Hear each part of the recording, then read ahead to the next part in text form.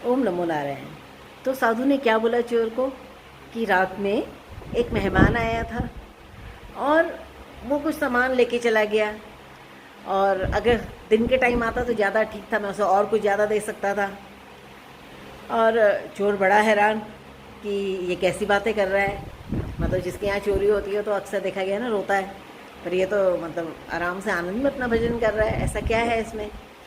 तो वो जो साधु था, जो वो फ़कीर था, उसने उससे बोला देखो कोई बात नहीं, थोड़ा सामान ही ले गया, नहीं भी है, अच्छा हुआ कि ले गया, जितने पुराने बर्तन थे, है ना।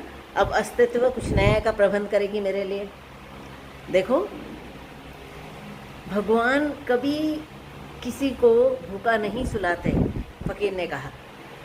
जब वो जो हाथी होता है, हाथी के भोजन का भी प्रबंध जब हो किया है उसने, यहाँ तक कि हाथी को क्या चींटी का भोजन का भी उसने प्रबंध किया है कि अगर वो है तो उसका भोजन का भी प्रबंध जब भगवान ने किया है, तो फिर हम क्यों मतलब फंसे पड़े हैं ज़्यादा कि उसमें कि हमें ये मिल जाए वो मिल जाए। नहीं, क्योंकि देखो सभी का प्रबंध ऊपर वाले ने किया है, उसका कोई नहीं छीन सकता, वो कोई नहीं छीन सकता। वो अगर उसको देना है तो वो आएगा आपके पास, ठीक है। वो किसी को भूखा नहीं रख सकता।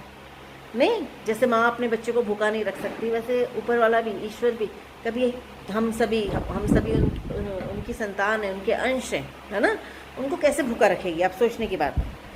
तो अब वो चोर था जो, जब उसने ये सुना, पहली बार उसने कोई प्रवचन सुने, पहली बार वो किसी साधु के पास बैठा आकर के, है ना। और क्योंकि जब तुम किसी दिव्य पुरुष के पास जाके बैठोगे तो तुम्हारे अंदर चेंजेस आएंगे, ठीक है।